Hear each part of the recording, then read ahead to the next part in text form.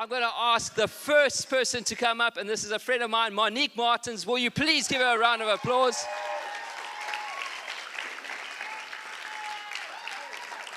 She's affectionately known as Mother Mo in Life Changes Church because she really just is a mother figure to so many in this community, and her family's here, but she's just an amazing lady who's served the Lord for many, many years, has been on staff at a church before, but has just really walked a journey of faith. And so I want to ask you, will you open up your hearts to her as she shares tonight and watch what God does? There we go, my friend.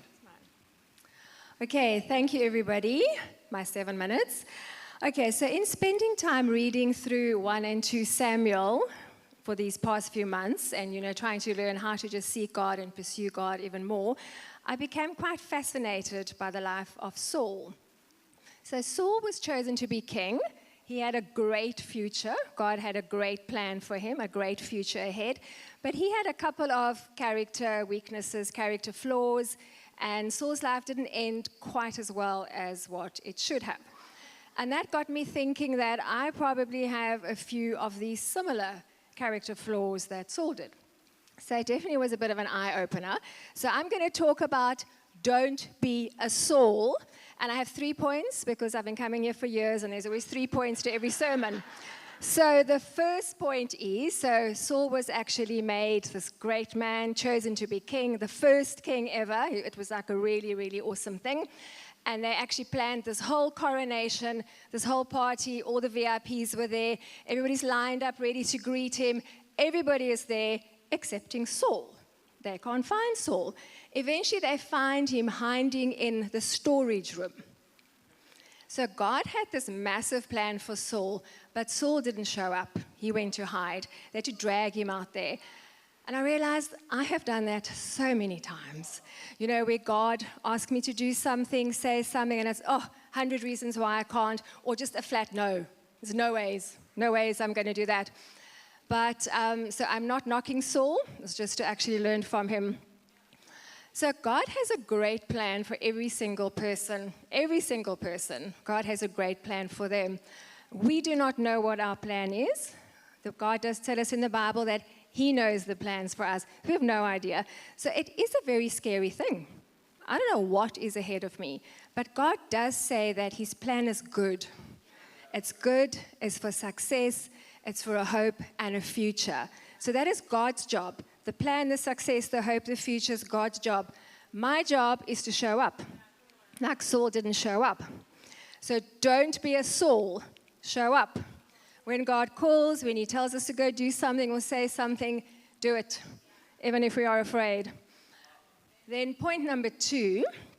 So a couple of years later, Saul by now had been king for about 40 years, and they were going off to war, as they did. They were always going off to fight. And this time they were fighting a massive Philistine army, a whole lot more people than what they had, and they were all ready. The guys were dressed in their armor and their everything. They'd had their Red Bull for breakfast. They were antsy. They were ready to go. Like they just want to go and fight. But God had one rule. Before they could go and fight, Samuel had to come and make a fire and sacrifice a burnt offering. And they had to wait. But they had already waited for 7 days, which is a long time. I'm not good at waiting for people for 7 days before they come and do something. And Saul was taking his own sweet time. He was not in one bit of a hurry. Samuel, not Saul, too many S's. So Saul found himself placed in this position. He had the people on one side who were becoming irritated and impatient and saying, Saul, do something. And on this side, he had God's instructions to him. He had a choice. And what Saul did was he chose the people and he decided to do the sacrifice himself.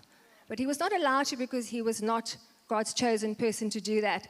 So Saul was a people pleaser, that dreaded word that has followed me around my whole life. I think I'm the actual high priestess of people pleasing. It's been a very, very long road to just learn to say no. And also realize that I often find myself in that place, as I'm sure all of us do. Do I listen to what God is telling me to do? Or do I listen to the voice of the people, or sometimes just one person So don't be a Saul. Do not be a people pleaser either. Then point number 3. So because Saul did not obey God, God took his crown away from him. It actually says God ripped the kingdom away from him. So that king didn't have a crown anymore, which is quite awful. Saul had a choice in how he was going to handle this. He could have said, yes, I know, I've done wrong. He could have confessed. He could have said sorry. He could have taken responsibility for his own actions. He could have dealt with the consequences that came after that. And God would have forgiven him, and God would have helped him, and he could have gone on to have had a good future. But instead, Saul blamed others. They made me do this. He did not take responsibility. He didn't deal with the consequences. And he spent his whole life, from then until he died, just burning up with hatred, bitterness, and anger. And that awesome plan that God had for him did not have a very good ending at all. So once again, do not be a Saul. Take responsibility for our actions. Say sorry. Try again. Get up again. God promises to never, ever leave us. He promises to be our strength. Promises to be with us every single step of the way. So, just to recap, I'm doing so well, I have a whole minute left. So, just to recap, do not be a Saul. Do not be a Saul. Point number 1, don't hide. Show up. When God says, go and tell this to somebody. When God says, take half of your salary and go give it to Michael. When God says, doesn't matter what God says, show up and do it, as hard as what it is. Point number 2, do not be a people pleaser. Saul was so concerned about keeping that crowd happy that he was happy to not listen to what God had told him to do.